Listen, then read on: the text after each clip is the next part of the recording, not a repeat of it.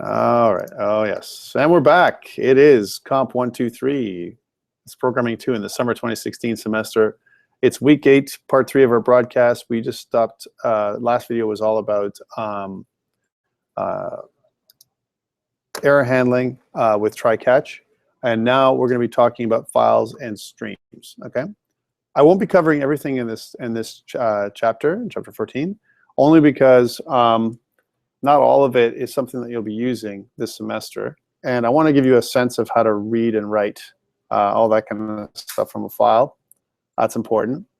And we're also going to try and incorporate error handling and file handling, because if I'm trying to look at something that doesn't exist, it'll cause an exception, right? So that's where the exception handling goes nicely with file handling, right? From that perspective. So let's take a look and see what we're going to do. Let's open up a new, or we'll use the same project we did last time. We'll just make or new solution. We'll make a new project. And the new project will be something like, I don't know, project B or something. Let's take a look. Bring up Visual Studio here one day when my computer responds. Yeah, so I was mentioning earlier, this is the 1000th video, so it's a special video. You guys are the class that has the 1000th video, right? Won't be like that for a while. Right, so I'm not going to have I don't sit there and go I don't think I'll do another one like this until the 2000th video. So it's going to be a lot longer before I do this stuff. But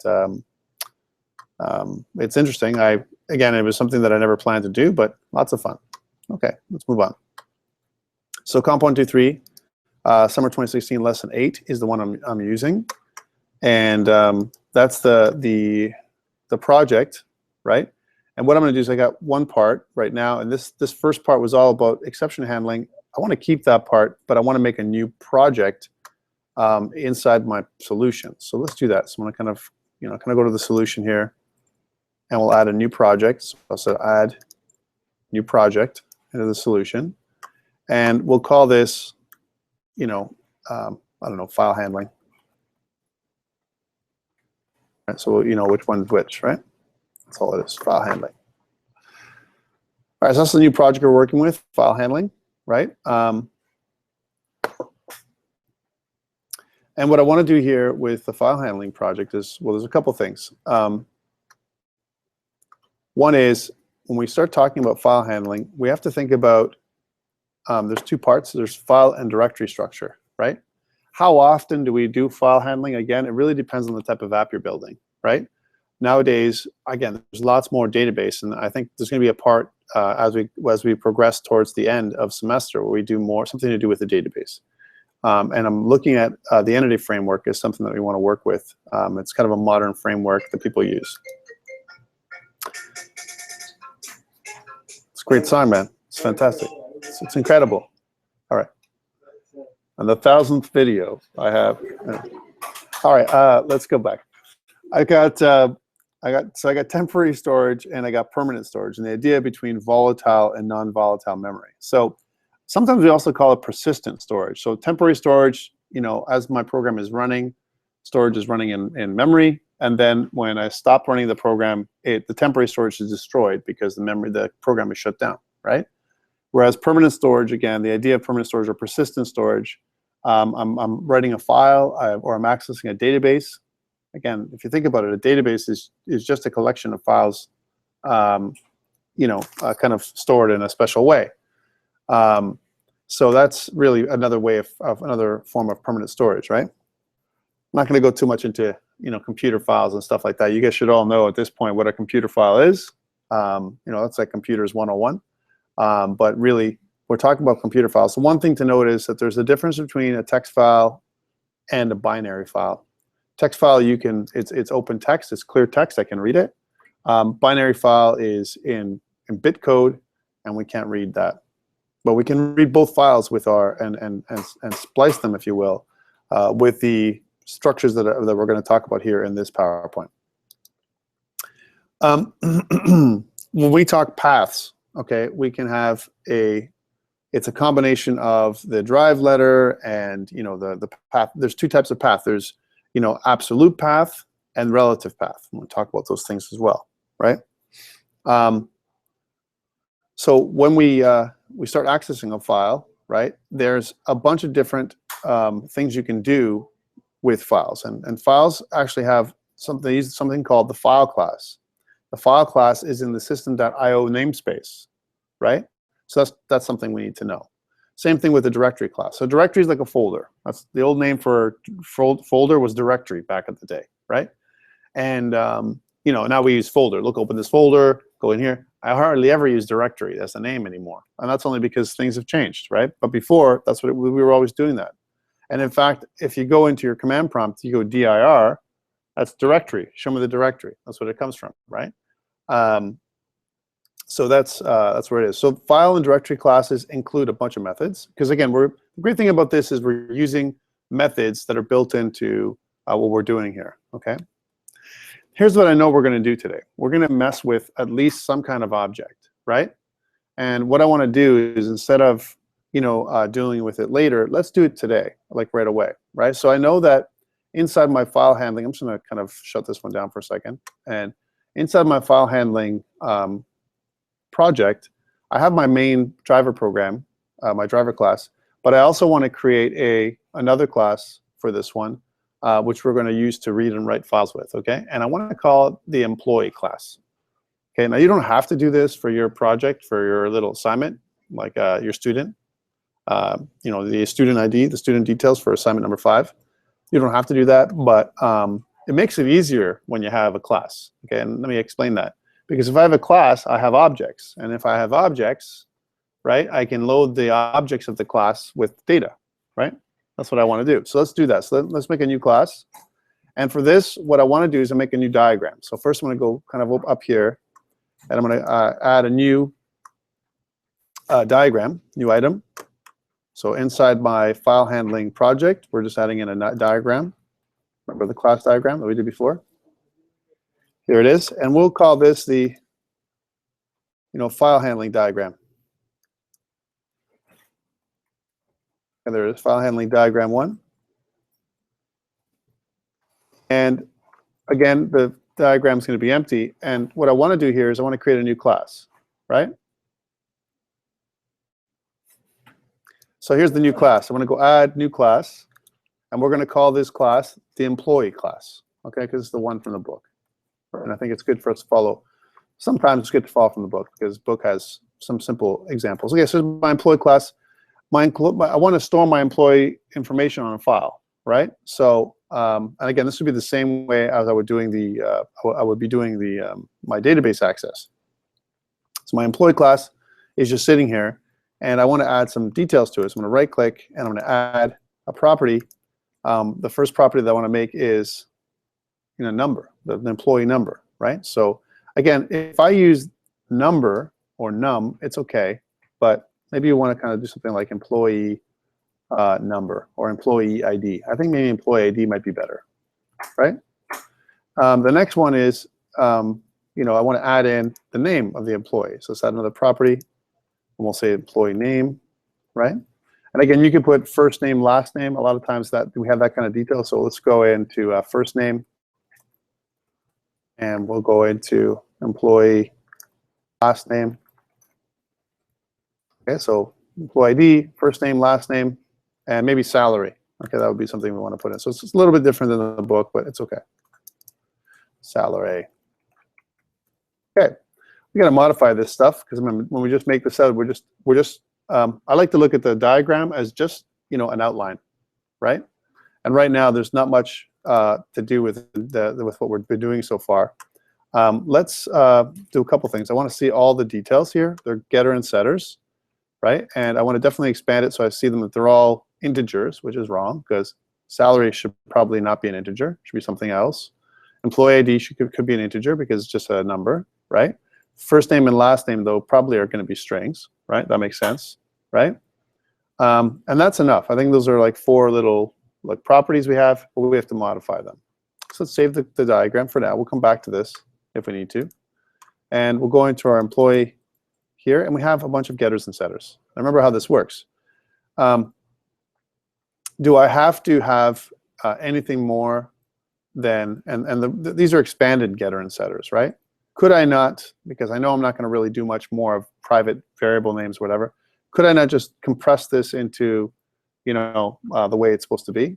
like, in other words, just get set, I could, right? So I want to recommend that we're going to take these down, all this stuff here, right? So I'm going to take these away, and we'll put them over here like this. And just for this example, we're going to do get set, okay? The quick way of doing it. All right, so let's just do that. And just put get set. So this is the quick way. Remember, this is the quick way of doing getters and setters, where they get and set the value without assigning it to a private instance variable. So the property is the way we're accessing the information, right? And by the way, there's a method to my madness. There's a reason why I'm doing it this way, guys and girls. There is really a reason for it. All right, so I've got some data. Guess what this looks like? It's a model. This is a schema for accessing my data, right? If I was going to make a database, think about each one of these things here, right? Each one of these things as a field or a record, or in my a field in my database, right? So each column would have employee ID, first name, last name, and salary, right? That's what it would look like. And then we have to fix the data type because the data type is wrong, right? So we know that first name is going to be of type string. And we also know that last name is of type string. We probably want to have salary as something like double. Why? Because chances are my salary is not going to be like, $5,000 or 20, like an even amount. It might be, $80,325 or something like that. That's what you make, whatever, right? It's more accurate. And then .00, some kind of cent. So I'm going to probably store it as a double, right? So I've got these records, and again, right now my employee, right, is in the file handling namespace, and that's all it is. There's nothing else that has in here. But I want you to think about this as almost like, and again, I'm preparing you for what we're doing later on in the semester, right? I want you to think about this as a model, right? A class is just the model for my database, right? That's what I want you to look at it. Now, right now, my employee is just sitting right here.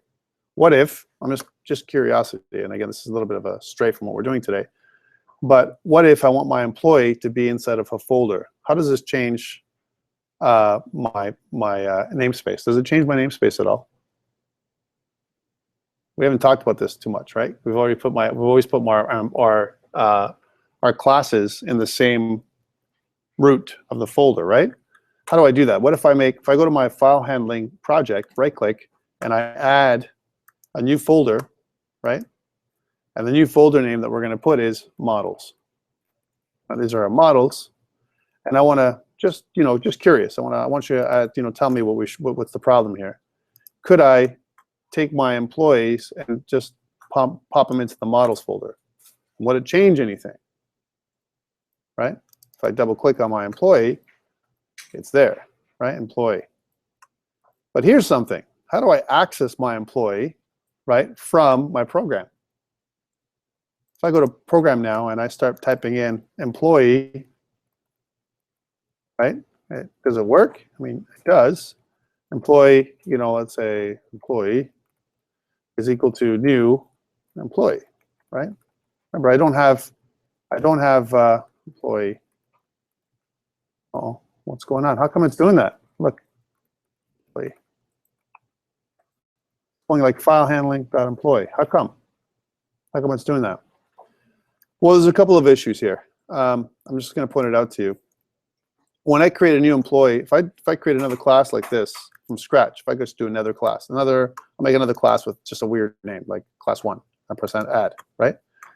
What I get is my namespace is changed, right? File handling .models, right? My employee class is, because the way I created it was file handling. I want you to add in, because we moved it into the models folder, I want you to move it in, I want you to change the namespace to models for me, please.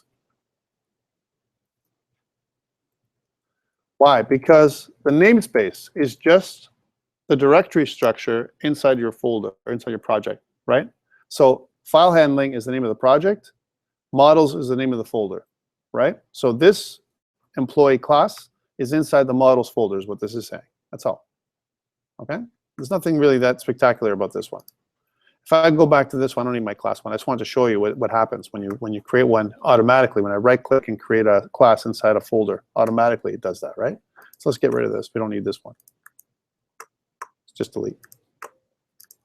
All right, so I've got my employee now. Let's try that employee to declare my employee again. So if I go employee, now I can't even access it. I don't have access to it at all.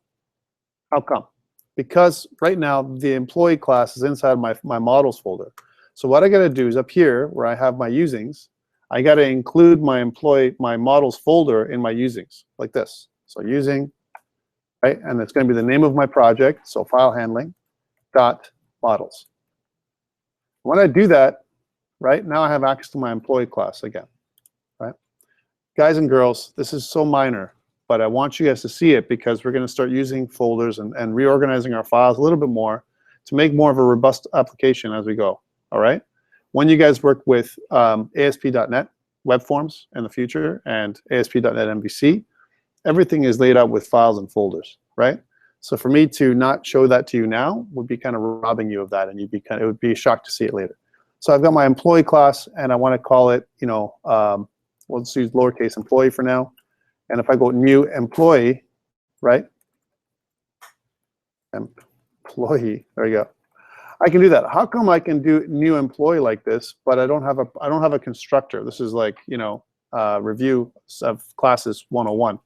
How can I do this? I didn't declare a constructor. So how come it can work like this? Anybody? I'm going to start calling on people, and the people who are in front of me are the people that I'm going to start calling on. Why? Tell me.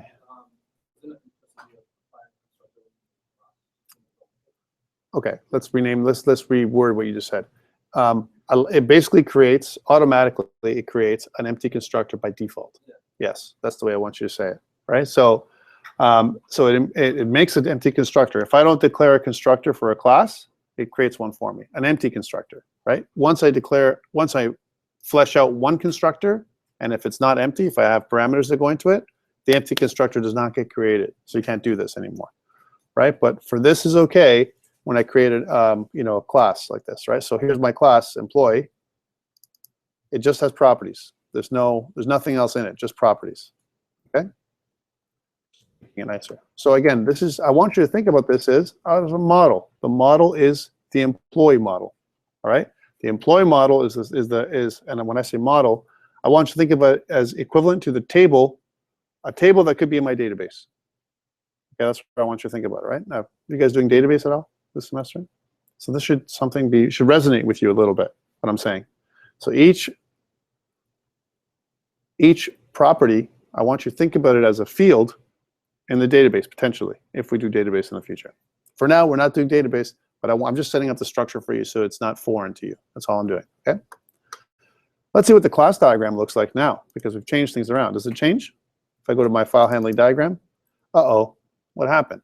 When I move my class around, once we move our class around, then this thing is gone, right? So let's just remove it. But if I drag and drop my employees.cs file again from my models folder, right, and I open it up, I can also see that now it gives me all the details that I want, and it maps to this this class again. Okay, I'll save that again, just in case we need to go back there again. Okay, so we've dealt with the class. So I'm going to be using a class at some point in my code today, right? Not right away, but I will, right? And this is how we're going to do it. I want to mention something else. When we do file handling, unless we specifically tell the C# where to look, where does it look for your files and folders? What's the default location that C# looks? Do you know? No one knows. Okay. Yes. It's within the project file. Where? Folder. Picture. There's another folder there. There is another folder. It's called the bin folder. Let's take a look. And the only way you can see that, see up here where you see have collapse all. There's another option here. Thank you, Victor. Another option up here, show all files. If I go show all files, it's going to show us a hidden bin folder. Underneath the hidden bin folder, there's a debug folder. And inside the debug folder, by default, this is where all my files are going to be. So today when we work, unless we specifically tell C# where to look, it's going to go into the debug folder, right? Okay, I'm just telling you that's what's going to happen. So if you're looking for it to appear here, or if you create a file up here, for your project, for your assignment number 5, if you create it up here, not going to work. It's got to be in the debug folder by default, okay? All right, so let's go back to this now. So we talked about 2 structures, right? File and directory. But we can't access those classes because they're not in our namespace, right? Going back to namespaces again, we added our own namespace, file handling models, right? Because we had a models folder, so we can access the models folder this way. So I want to add in a new namespace called system.io. Let's do that. So I'll say using system.io, right? And that gives us access to a whole set of other classes. Here's something to note, right? Notice that the namespaces here are grayed out. The reason why they're grayed out is because they're not in use. The only ones that are in use right now is our namespace, the one we made, file handling models. The other ones we really haven't used, so they're grayed out. If it's dark like this, if it's black like this in Visual Studio, it means that it's in use and that's it's using. So I could probably get rid of all these other ones. Am I going to get rid of the other ones? No, don't touch them, right? I'm just telling you I could probably, but if we're going to add more stuff to it, then it doesn't make any sense. So leave it alone. So again, today we're talking about a couple of extra things. We talked about how do I use namespaces that are in a, or how do I ID, classes in another folder, right? So I can organize my files. So not all the classes are on the root of my project anymore, right? And also, where do I pick up files and directories? How do I look at directories and files? So remember, whenever I do any kind of directory search or file search, they're inside the debug folder by default, unless I otherwise specify. Okay, here's an example of the stuff that comes from the book. So we can see that this is, I have a string that's a file name, and my file name is going to read, I'm going to use the console.read line to read something for what's the file name that I'm looking for, okay? Now here's something I have. If the file exists, right, if the file exists, and I'm checking file name, then do a couple things, right? I can check to see if the file is read or whatever. Else, if the file doesn't exist, right, print out the file does not exist. What if, I'm just putting it out there for you, I don't do this, right? And I try and do something like file.getCreationTime file name. What does it do? Let's check it out. So remember that, let's go back here for a second. Remember that file is itself the class, right? Exists is a method, and I can use this static method. I don't have to instantiate an object of a class. I don't have to make a new file object, right? In order for me to test to see if a file exists, okay? So all I'm doing here is I'm using the methods that are built into the file. So file, get creation time, file, get last access time, file, get last write time. These are all things that I can check for any kind of file with a name. All right, so now I don't have a file, but let's do it anyway. If I do something like file dot, I can see that the file will come up because I have system.io, and now all of a sudden system.io starts making, it turns black because I'm using the libraries that are inside that namespace. I'm accessing a namespace. I'm importing something into my project, this new namespace, and I'm accessing this thing. Okay, so file, and if I go get creation time, right? And I want to put in a file name. So we don't have a file name yet. Let's make a string for that. So I'm going to do one of those. Inside here, I'll say string, right? Which means my file. Here's my file, right? And I'm going to make a name for my string. I'm not going to ask the user. My name is going to be myfile.text. So hard-coded file, right? And if I go get creation time of my file, right? So I'm going to ask you again.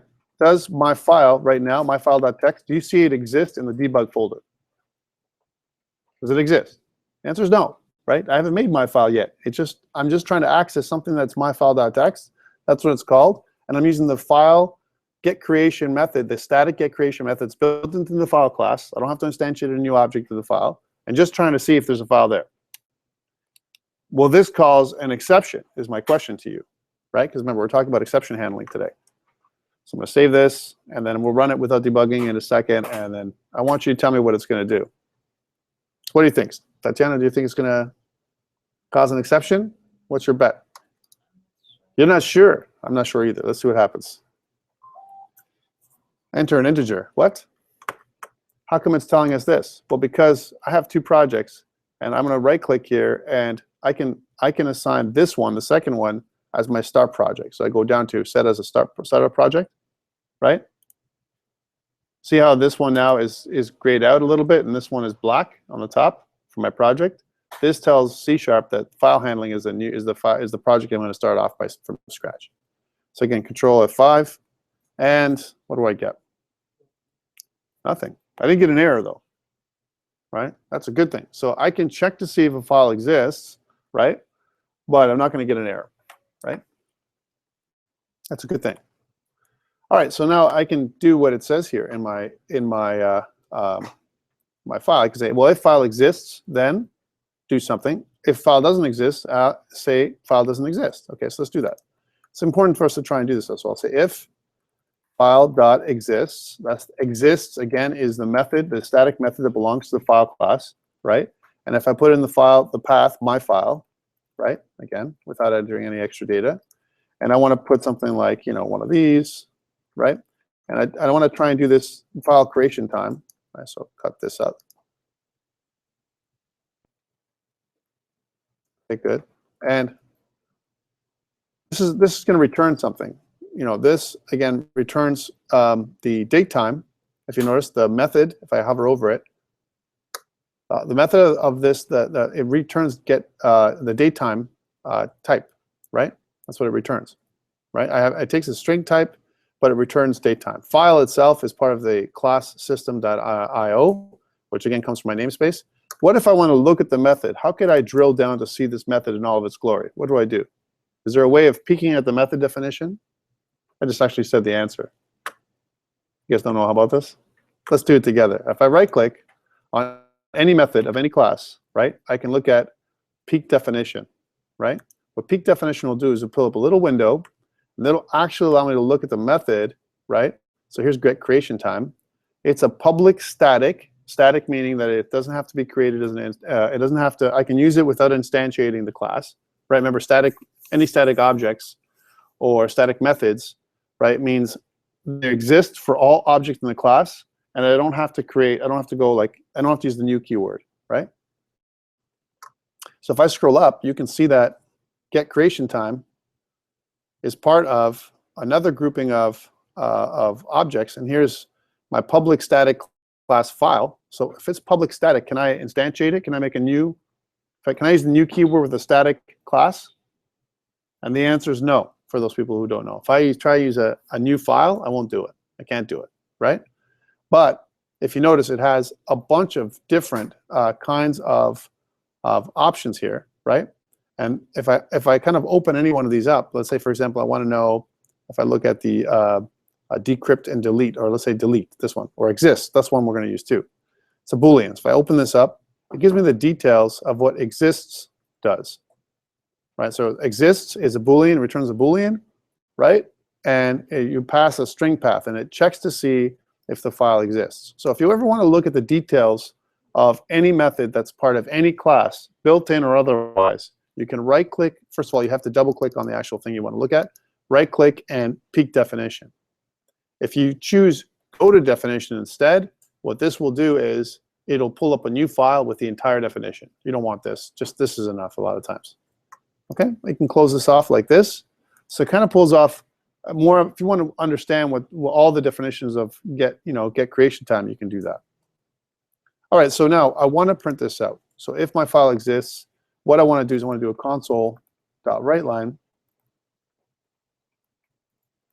and I want to print out that when the creation time was done, right? That's what this is doing inside the in the book's examples, right? I'm doing it this way because I want you to I want to explain all the details so that you don't miss anything. So created, let's say, plus what's the file created time? Okay, so and then if it doesn't exist, like we said before, we can say console writeLine, file does not exist, right? Because we couldn't find it. If my file exists, if that's true, then we do this piece. If it doesn't exist, we do this piece. It's very simple.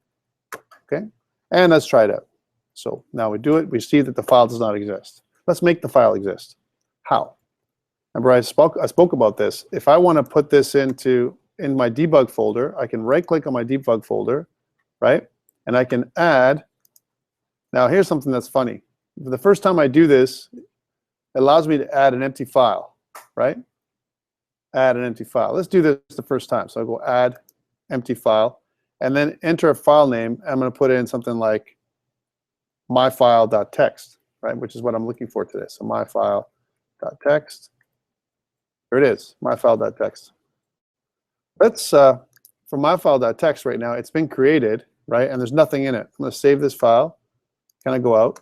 And now that myfile.txt exists, notice that inside my hidden debug folder, suddenly my debug folder became yellow. Yeah. I right-clicked on my debug file and I went add. And at the time, all I could do is add new empty file, right? But now I can do other things. Why? Because as soon as I add an empty file to my debug, even if I hide everything, my debug and my bin folder now are visible. As soon as I add a file into it in this way, it includes it inside my project, right? Didn't include it before, but now it does. Now my bin file is visible, my bin folder. All right, now here's my myfile.txt. Yeah. Oh, so you're using the machine, school machine, right? You could do it through other ways, but let me get back to you on the break. I'll show you how to do it. All right. So myfile.txt. So let's see if this works now. So if I go Control F5, right, and see if it myfile, it says, hey, this is when it was created. Created was 7/8/2016, 11/10/52. This is the local time we have here, right? So that's what it's going to do. So that's when it gets created, right? So it's read the file, it's found the file, right? And now it's doing that. Okay. What if I want to move this myfile.txt to the root of my folder? How do I, is there a way of doing that easily? And you might be forgiven to think, just putting it out there, right? Let me make a copy of this thing, so I'm not going to get rid of it. But let's put this inside the same area where my program files are. So I'm going to put it here, right-click, and I'll just paste it in the root of my folder, myfile.txt. There it is, right?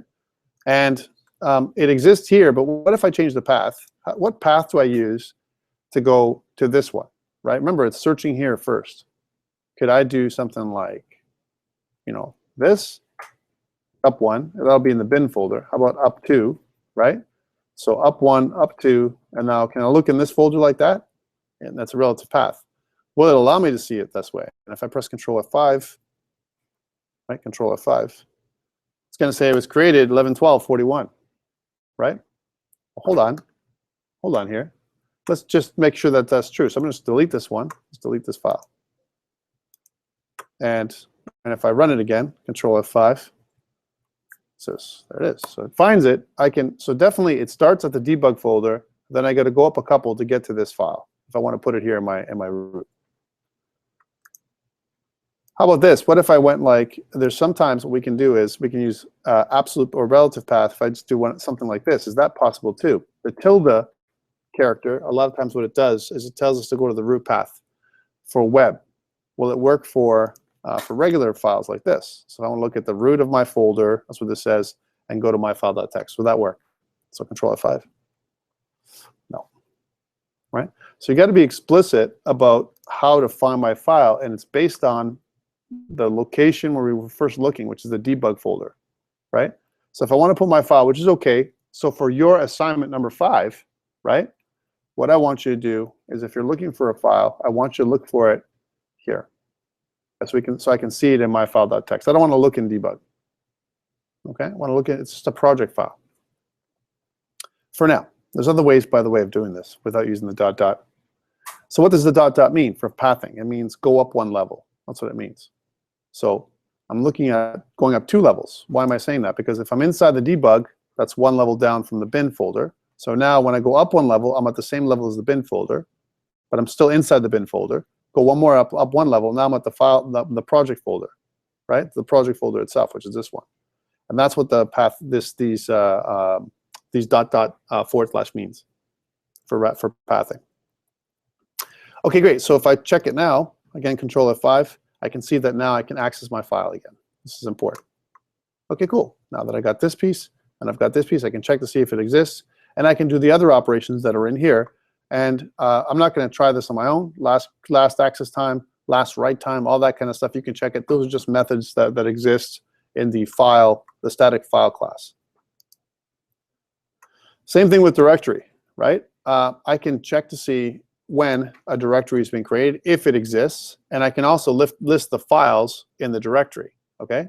So let's do the same thing. So string directory name, we'll put that in there, right? So my file, and I'll say string directory name, right? If you notice the directory name, there is none, right? I'm just putting it in there, right? And now look, string, what's the square brackets again? You guys are doing that array and stuff. You should know what this is. It's an array of strings, which is the list of files, right? That's what we're going to do. So array of strings, that kind of represents the list of files. So list of files. I know I'm using the book examples for one time, but the reason why I want to do this is because it's good to understand what this is, right? So list of files. But here's the problem. My list of files, right? Here's string list of files. I kind of put it the wrong way. List of files is here. So the string array of, and this is list of files. You can see it's an array of strings. That's what it is. Okay, and now what I want to do is I want to get the directory name, right? But let's use the directory name instead of reading it from the console. Like I'm going to put it in my console. I want to read it. I want to read the directory name by putting it in there. So the directory name is going to be. I'm looking at the main directory, right?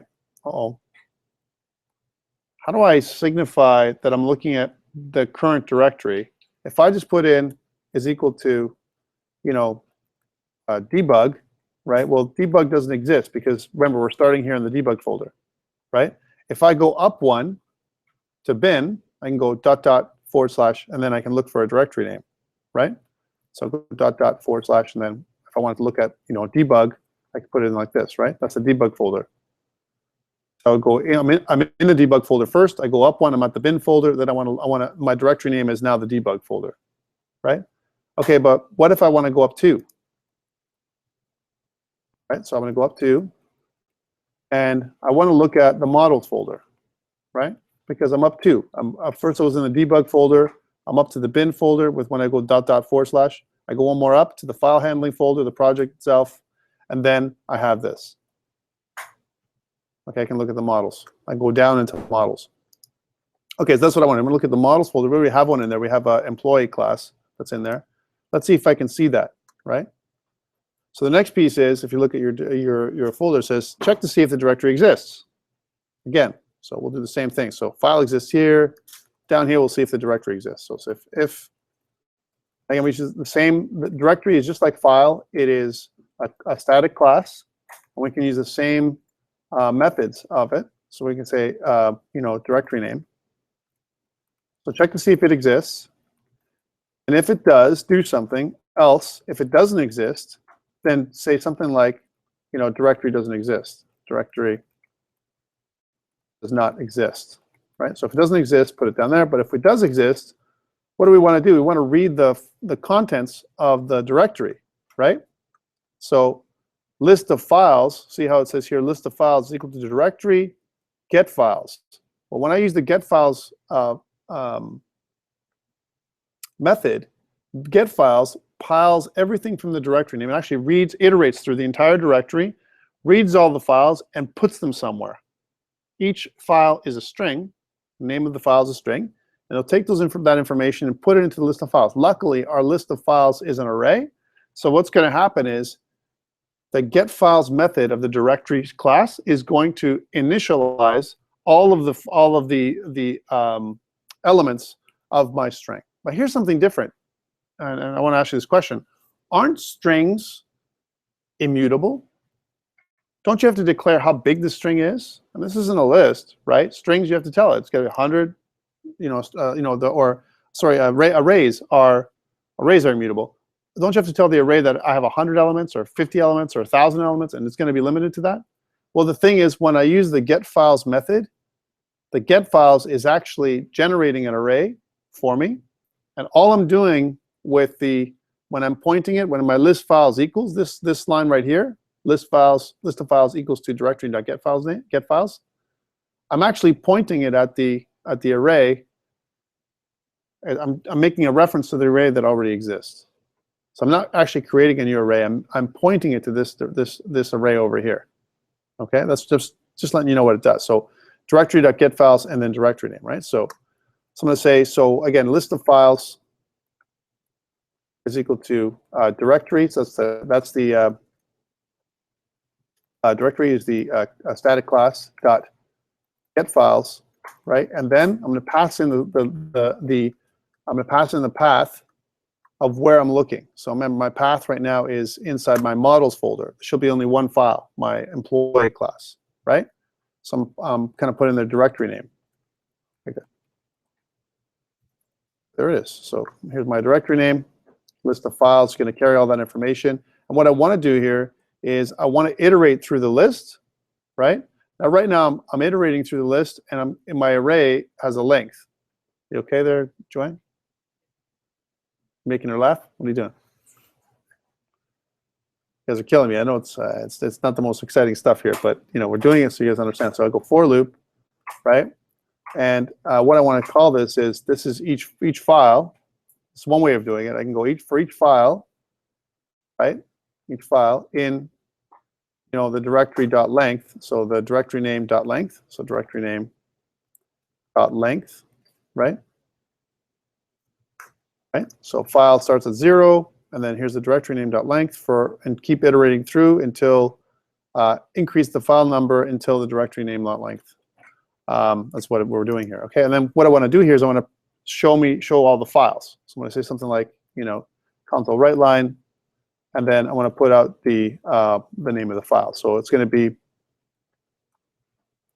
with some spaces here, and then plus, and then the file name. Now the way I would do that is again, if you think about it, right? Directory name itself is the length. Let me see if I did do this right. No, of course I didn't. It's list of files. Sorry, let's try that again. List of files. List of files.length. So list of files. All right. And what I want to do is, because I noticed it was like, wait, that's wrong. List of files here. If I go list of files, I want to look at the file itself that I'm looking at.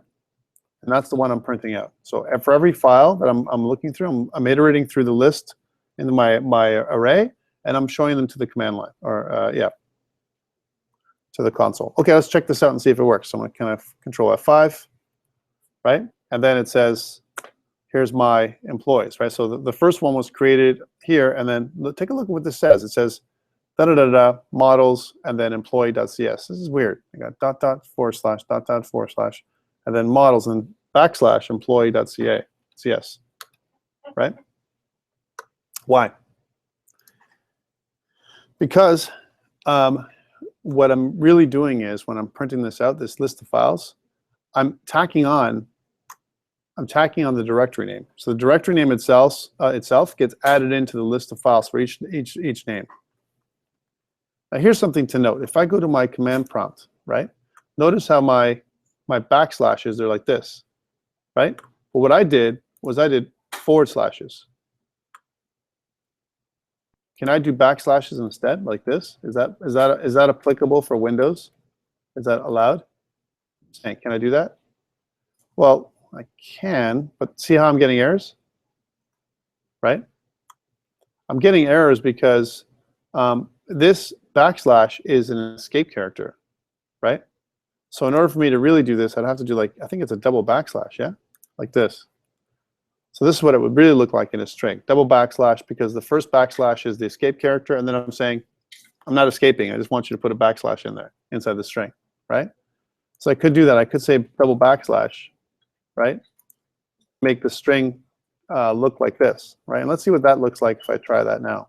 So if I kind of go Control F5 and hit that, I get this, right, which makes more sense. It still reads everything. So forward slash and backslash, when it comes to pathing for Windows, doesn't matter a bit. And actually, even for the web, for the most part, doesn't really matter. You can get in some compatibility issues. I'm just putting it out there. From a web perspective, if you do backslash, it's always forward slash as we move forward, okay? But this tells us where I'm looking. This is where my models. I'm going up one, up another one, and down into my models folder, and then I have employee.cs. It's giving me the full path of my files. And if I had more files in there, it would see them too. So we've done directory read and file read, and I've shown you some of the pitfalls here of reading. How do you do it, and how do I read in different places, right? File organization is kind of important to note. We just kind of talked about this, right? Again, I've got my personal file, and I got a bunch of records, right? Remember we talked about this? I just made my model, which is my employee model, right? My employee model has, it's a schema, if you will, for how all my employees will be. My employee model is just a class, right? So if you look at this, in this particular case, my file itself may have several records of what my employee will look like, right? So if I was going to schedule, if I was going to create my file in a specific way, right, so that it marked down all my records in the right way, how would they look? Well, I would have my employee ID first, my first name, my last name, and then my salary, all right? So let's make a file like that. We'll call it the employee file, all right? We'll make it from scratch first, right? And just to keep it simple, right, again, I'm using myfile.txt. Let's make another one. So here up on file handling, I'm going to add another one, add, and I'm going to make a new, and now it says, look, there's some other options here. New item, existing item, new empty file. Let's do a new empty file again, and we'll just call it a text file, right? So we'll say employee.txt, we'll say. That's what we'll call it. Here's employee.txt. Employee.txt is empty. Let's put some stuff in there, right? I can add in things like, it's a text file. So you can add a text file in there, right? So you can put in the way we think the employee should look, right? Here's the way I want it to look, right? So again, the number for the employee number 1, right? Comma, right? And then the first name of my employee, and the last name of my employee, right? My big long last name. And then, you know, the employee's salary, right, would be the other one. So let's say I make $10,000, right? Now, here's a challenge. What am I doing here? What are these commas typically called? Well, they're delimiters, right? That's what they're called. They're delimiters. Delimiters are just separators. So think about them as separating, you know, each field inside of my record. This is one record. One, first name, last name, and thing. Let's do another one. So say another one. So employee number 2, right? So John Campbell. Just making this up here, and he makes 20,000, right? If you really want to be more realistic with the numbers, you can do that. So let's say, I don't know, you can add some other numbers in here, but for now I'm just making, you know, number whatever, right? Let's make this number a little different. Let's make this 50 or 40 or 50, right? Let's say as an example, and let's make this, I don't know, this guy makes 100. Lots of money, right?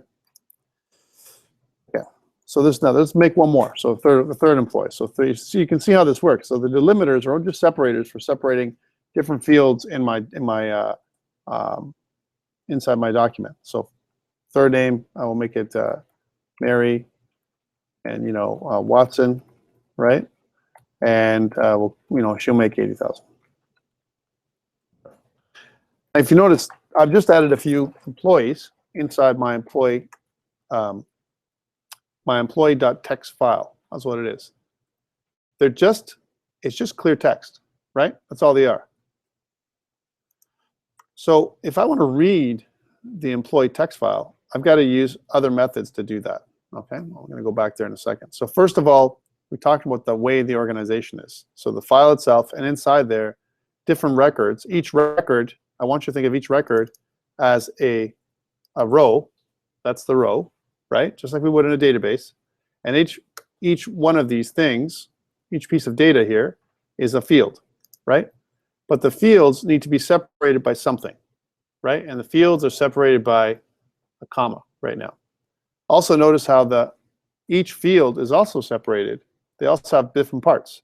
For example, my last name, right, in this example here, they have different characters as part of the string. The string itself is an array of characters, if you think about it, right?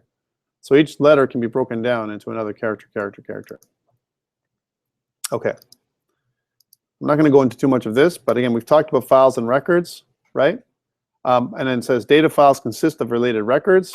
In this particular case, there's 3 related records. They're all employed. They're following the employee schema that we created up here. So the employee schema has an employee ID, first name, last name, and salary. And if you notice, my text file includes that same schema for those 3 things, okay? And again, a sequential access file. Am I going to test you on this terminology? Definitely not this sequential access file. I probably won't test you on this name, but field and records, you guys should know. If I ask you in a quiz, what's a field or a record, right? Field, again, is the columns. It describes the columns, right? And the record are the rows, right? All the rows in the database or in the text file. Okay. So what it says here is what we want to do is we want to open a file, right, by creating an object. That's how we do it. We have a file object, right? We open a file, and then what we do is we open the stream. That's what we do, and then we close up the stream and close up the file. There's 2 things we do all at once. Actually, it's the other way around. We open the stream, we open the file, we close the file, we close the stream, all right? And the reason why we say the stream is because when we're using methodologies to open up a file, we have the stream, which opens up the potential for us to read more than one file, right? Once I open up the stream, I can use, there's 2 types of streams. There's stream readers and the stream writer, right? The stream itself is an organization where I can read many files at once, right? So it's almost like I'm opening up a channel, like it says here, a pipeline. So I'm opening up my channel. Here's my channel, and inside this channel, I'm going to read some files, right? But I got to open the channel to communicate first, right? I can't just read the file without opening the channel first. Okay? It's almost like I have to make a connection. I want you to think of the stream as a connection to the database. I have to connect. When I make my connection to my database, then I can read it. I can't read it before I connect. Okay? Same idea. So therefore, I need to, it says default streams. There's some streams we've been using, console in, console out. But the ones we're going to focus on are stream reader and stream writer. Okay, those are the 2 ways of accessing files, right? You can also use something called file stream, which does both input and output. Stream reader and stream writer, it does only input or output, depending on which one you use. So different kind of channels, an input channel or an output channel, an input connection or an output connection, right? Or a file stream that does both input and output, okay? And some of you, I mean, I know I've been asked this in the past, why do I even bother with file, stream reader and stream writer? Why don't I just do a file stream? Sometimes you just want to be able to control the channel so that you only can do reads and writes. It cuts down on errors, actually. Stops things from happening, and it pulls up exceptions, as an example, that says you're trying to read on a write or something like that, which is better than if you just had a file stream, which you can do both, and you're getting the wrong results. Okay? Let's keep going. So there's some methods that it talks about here. I'm not going to go through these methods. This is part of this is the reference card. We're going to go back to this in a second when we start doing the actual code. But there's several methods that are included with stream reader, stream writer. We're going to use the open, definitely. And also, something to note, we're going to use something of an enum. Notice that it says file mode enumeration.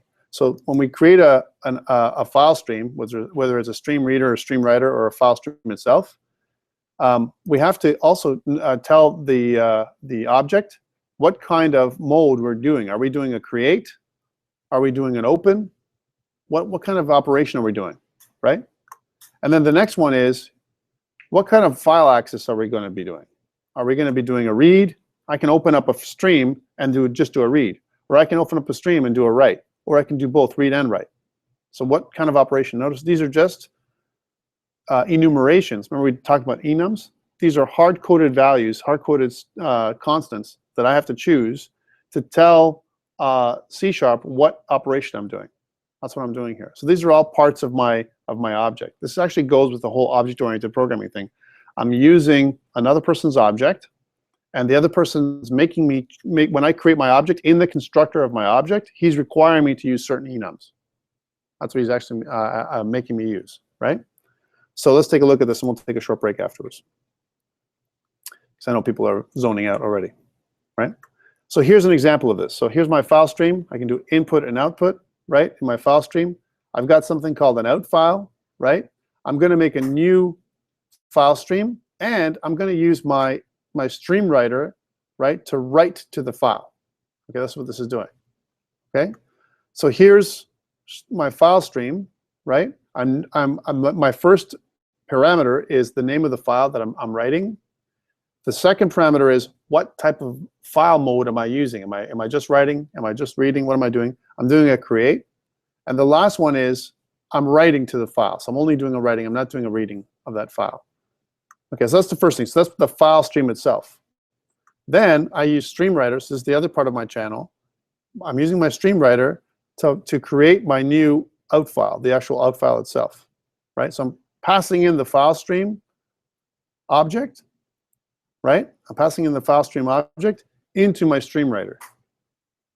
The StreamWriter itself takes a file stream type object. That's what it takes, right? And then what I'm going to do is, when I read stuff from the console, I'm going to use the writer, that's the object from the StreamWriter, and I'm using the write line. Instead of doing a console.writeLine, I'm going to do a writer.writeLine. Writer is just the name of the object that I'm writing to. StreamWriter is the class, writer is the object, and I'm just using the writeLine method of the StreamWriter class to write to the file. That's all I'm doing. Okay. Then I'm going to close off the StreamWriter and close off the file stream. Right? You have to do that. If you don't close these off, or if you do these in the other order, the wrong order, right? What's going to happen is you're going to, it's going to generate an error, right?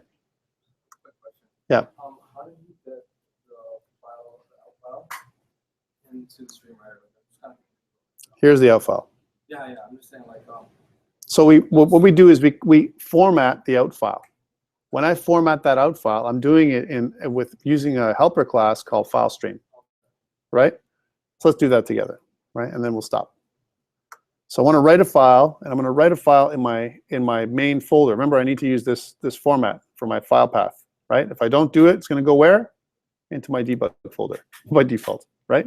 That's where it goes. By the way, there's other ways of doing this, and you can look it up. So down in here, I'm going to just go down further, and down in here, I'm going to do the same thing. I'm going to say, so file stream. Now I have access to this file stream class because of system.io that I included here.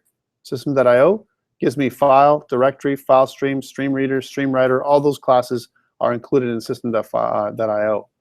So file stream, we're going to call this out file, right? Is equal to a new file stream. When I do the new file stream, it takes when I use the new keyword, I'm using the constructor of the class. And if I open up the brackets, it says there's 15 overloads. So there's 15 types of constructors, not just one, 15 different ones, right? Notice that the first one is the handle and file access type, right? I'm going to use another one that has, not this one, file access. There's the file handle and file access. And the other one is safe handles. Let's keep going down and see which one we're going to use. String path, that looks better, and file mode, right? That's close. Okay, it's not that one. It's not this one. Keep going down so you can see all the different ones. String path, file mode, and file access. That's the one, right? So this is the one. So string path, file mode, and file access. So my string path, right, is going to be the name of the path to my out file, right? Now remember, what they give an example here is some text. That's the actual string path. But we're going to put in .dat /, and then the name of my file. So it's going to be .dat /. We're going to use the double backslash technique, right? Dot double backslash technique, and then the name of my file, which is some text, some file .text. Right? That's the actual first part of my stream, my out file. I'm describing what my out file is, comma. Okay, how do I access stuff? Is the next part is the file access, right? So file mode, right? If I go file mode dot, what am I doing? Create is what I want to do, right? And then dot, what's the next part, right? Maybe I did it the wrong way around, right? But if you notice that if it kind of gives you the thing, file access dot write is what the next one is. So file access dot write. Now if you notice which one I'm using, it tells you right away. Look, it's number 4. It's trying to figure out what I'm doing, right? So if I go back to this, and if I kind of look at which one I'm using, it'll try and figure out what I'm doing. It says file mode, file access, file mode, file access. But what if I do file access, file mode? Can I move those around? I could. So now that I've created my object, this is the object for my out file. I've described where my out file is going, right here, the name of the file, my operation. I'm going to create the file because it doesn't exist. I'm going to write to the file. This is the operation I'm going to be performing. Okay? Then the next piece is, what am I writing to the file, right? So instead of getting the text from the console, again, just to make it simple, I'm going to write some text like hello. So I'm going to do writer. First, I need to describe a stream writer, right? And I'm passing in that file to the stream writer. Let's do that. So we'll say the next part says stream writer. And we'll just call this thing writer, just like it says in the book, right? Is equal to a new stream writer object. And we're passing in, it tells me, what am I passing in? Well, I can pass in the stream, which is this thing here, my out file. Okay, now that I've done that, and again, I'm sorry it's cutting off here, but now that I've done that, I can do something like this, writer.writeLine, just like console.writeLine, right? And I want to pass in something like hello world. Pass in whatever you want. And now that I've written to it, I need to close it. And I got to close it in the reverse order that I've opened it. I got to close my writer down first, then I got to close my out file. See? Writer, then out file. Why? It's the way I got to do it, first in, for kind of last out, right? So first in, last out. So first in, out file. That's the last one I'm going to close. All right. So I'm going to go writer.close, and then I'm going to use the out file.close operation. I'm opening the channel, right? And then I'm closing the channel. If you don't close the channel, bad things can happen, right? Like file destruction. We don't want that to happen. Let's see if this thing works. I'm going to just run this Control F5. Right? You won't see an output right now. Okay? It just shows me this. Doesn't give me an error. But when I go back to Solution Explorer, I should see what I'm looking for. Right? Do I see what I'm looking for? How come it's not here? Let's take a look. If I open up this, right, some file.txt, why isn't it inside my files? I want to cry. Right? I don't understand. How come it's not in my files? So it should be. It's in the same folder. Well, because it's not included, I got to include this in my project. If I don't include this in my project, I can't see it. Right? By default, if I have another system include a file in my project for C#, right?